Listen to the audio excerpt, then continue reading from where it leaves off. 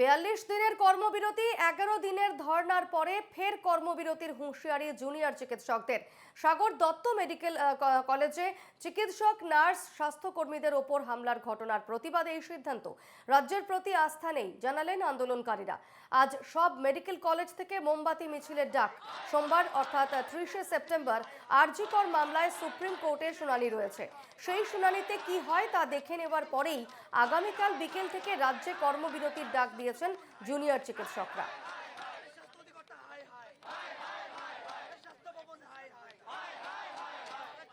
পুলিশের সামনেই সাগর দত্ত মেডিকেল কলেজে হামলার অভিযোগ চিকিৎসকদের ওপর, এবং সেই হামলার প্রতিবাদে আগামীকাল থেকে পূর্ণ কর্মবিরতির ডাক দিয়েছেন জুনিয়র চিকিৎসকরা। আগামীকাল আর.জি. করের মামলার শুনানি রয়েছে সুপ্রিম কোর্টে, এবং সেই শুনানিতে কি হয় তা দেখে নেবার পরই আগামীকাল বিকেল থেকে রাজ্যে কর্মবিরতির ডাক দিয়েছেন জুনিয়র চিকিৎসকরা। রাজ্য প্রশাসনের কাছে সেফটি সিকিউরিটির প্রশ্ন ছিল, সেই সেফটি সিকিউরিটির প্রশ্ন আমরা নজর রাখছি এবং আমরা মনে করি যে দ্বিতীয় সাগর দত্তের মতন ঘটনা যাতে না ঘটে, দ্বিতীয় অভয়ার মতন যাতে ঘটনা না ঘটে, সেই জায়গা থেকে আমাদের সুপ্রিম কোর্টের দিকে নজর থাকছে। এবং আমার সহযোদ্ধা দেবাদা যেভাবে বলল যে আমরা রাজ্য প্রশাসনের কাছে শেষ সময়টুকু দিতে চাইছি, তারা যেন আমাদের এই নমনীয়তাকে দুর্বলতা না ভাবে, সেই জায়গা থেকেই আমরা বলছি যে সোমবার সুপ্রিম কোর্টের হিয়ারিংয়ের পর এবং রাজ্য প্রশাসনের দিক থেকে যে জায়গা উঠে আসছে সেই দেখে আমরা সোমবার বিকেলের থেকে কর্মবিরতির ডাক দিয়ে রাখি। সাগর দত্ত মেডিকেল কলেজ থেকে রয়েছেন প্রতিনিধি রক্তিমা দাস। রক্তিমা, আগামীকাল আর.জি. করের সুপ্রিম কোর্টে শুনানি রয়েছে, এবং সেক্ষেত্রে যেমনটা জানা যাচ্ছে, আমরা অনিকেত মাহাতোর বক্তব্য শুনছিলাম, তিনি বলছিলেন যে এই যে শুনানি, সেই শুনানিতে কি হয় তা দেখে নেওয়ার পরে কাল বিকেল থেকে তারা পূর্ণ কর্মবিরতির ডাক দিচ্ছেন।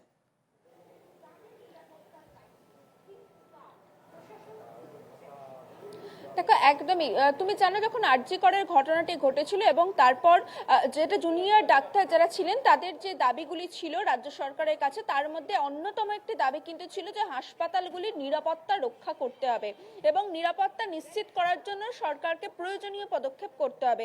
তুমি জানো যে এই তাদের দাবিগুলি নিয়ে তারা বারবার সরব হয়েছেন, কখনো মুখ্যমন্ত্রী কখনো মুখ্য সচিবের সঙ্গে বৈঠক করেছেন, কিন্তু তারপরেও যখন শুক্রবার এই আমরা যেখানে দাঁড়িয়ে রয়েছি সাগর দত্ত হাসপাতাল, এই যে বিল্ডিং তুমি দেখতে পাচ্ছ, এই বিল্ডিং এর 4th ফ্লোরেই কিন্তু ঘটনাটি ঘটেছিল।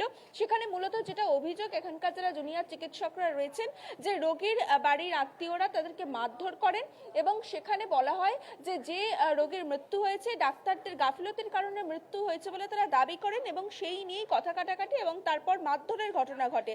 দেখো, সেই জায়গা থেকে আবারও কিন্তু তারা এই প্রশ্ন তুলে দিচ্ছেন যে কোথাও হাসপাতালের নিরাপত্তা নেই, এবং তারা বারবার যেটা দাবি করছেন যে সরকার কোথাও ব্যর্থ হচ্ছে তাদের নিরাপত্তা দিতে। সেক্ষেত্রে যদি রাজ্য সরকার প্রয়োজনীয় পদক্ষেপ না নেয়, এবার কিন্তু আর বেশি দিনের টাইম নয়, একেবারে নির্দিষ্ট করে টাইম তারা বেঁধে দিয়েছেন। আগামীকাল সুপ্রিম কোর্টের শুনানি আছে, সেই কারণে সুপ্রিম কোর্টের শুনানি শুনে সুপ্রিম কোর্টের কি বক্তব্য রয়েছে সেই অনুযায়ী তারা পরবর্তী পদক্ষেপ জানাবেন বলে ইতিমধ্যেই ঘোষণা করেছেন। অন্যদিকে দেখো, যদি এই নিরাপত্তা সংক্রান্ত বিষয়টি যদি ইতিমধ্যেই তারা জানিয়েছেন, এবং সেক্ষেত্রে এই বিষয়টি যদি তারা নিশ্চিত করতে না পারে রাজ্য সরকার, তাহলে আগামীকাল বিকেল থেকে আবার পূর্ণ কর্মবিরতি তারা করবেন বলে ইতিমধ্যে ঘোষণা করেছেন।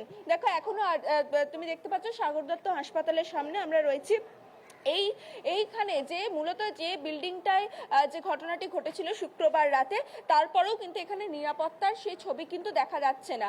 তুমি জানো যে প্রত্যেক হাসপাতালের সামনেই যে আউটপোস্ট থাকে, সেই আউটপোস্টের দায়িত্বে থাকে হাসপাতালগুলি, কিন্তু এক্ষেত্রেও কেন আর.জি. করের মতোই যখন ঘটনাটি ঘটছিল তখন কেন কোনো নিরাপত্তা রক্ষী এলো না বা পুলিশ এলো না, সেটা নিয়ে কিন্তু একটা প্রশ্ন উঠে গেছে, এবং সেই প্রশ্নের দিক থেকেই তারা একেবারে জানিয়ে দিয়েছে আগামীকাল সুপ্রিম কোর্টের শুনানিতে কি হয় সেটা দেখে তারপর তাদের কর্মবিরতির কথা তারা বিকেলে ঘোষণা করবে। আগামীকাল তাদের সিদ্ধান্ত কি হয়, আর তারা আদৌ পূর্ণ কর্মবিরতিতে যান কিনা সেদিকেই নজর থাকছে আগামীকাল। আপাতত ধন্যবাদ রক্তিমা।